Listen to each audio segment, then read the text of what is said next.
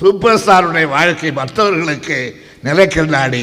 அந்த நிலைக்கண்ணாடியை பார்த்து மற்றவர்கள் தங்களை திருத்திக் கொள்ள வேண்டும். அப்படி திருத்திக் கொண்டால்தான் வாழ்க்கையிலே முன்னேற முடியும். அவர் இன்றைக்கு எந்த இடத்துக்கு வந்திருக்கிறார்? நம்முடைய கவி பேரரசு வைரமுத்துவர்கள் பேசும்போது கூட சொன்னார், ஆகாயத்தை தாண்டி நட்சத்திரங்களின் பக்கம் போய் கொண்டிருக்கிறார் என்று சொன்னார். அது அந்த கவிதை வேகத்திலே அவசரத்திலே சொன்னது. நட்சத்திரங்களை எல்லாம் பார்த்து முடித்தாயுள்ளது. இனிமேல் போய் நட்சத்திரங்களை பார்க்க வேண்டிய அவசியம் இல்லை. அவர் வானவெளியில் சூரியனுக்கு பக்கத்தில் சூரியனுக்கு நிகராக இன்றைக்கு அவர் இருக்கிறார்.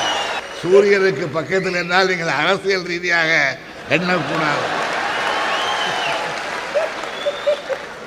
அவர்கள் இத்தகைய உயர்வுக்கு, இத்தகைய பெருமைக்கு, புகழுக்கு இன்றைக்கு உரியவராக இருக்கிறார்.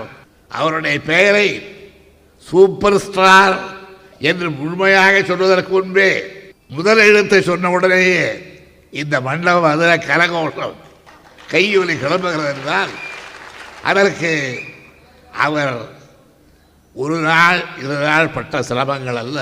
அவருடைய வாழ்க்கையை நான் படித்திருக்கிறேன். அவருடைய வாழ்க்கையை நான் பின்பற்றி பார்த்திருக்கிறேன். அவருடைய வாழ்க்கையை பற்றி வந்திருக்கின்ற கதைகளை, கட்டுரைகளை, செய்திகளை எல்லாம் பல்வேறு ஏடுகளிலே நான் படித்து பார்த்தது. சில நேரங்களிலே வியப்படைந்திருக்கின்றேன், பல நேரங்களிலே மகிழ்ச்சி அடைந்திருக்கின்றேன், பல நேரங்களிலே உருகி இருக்கின்றேன்.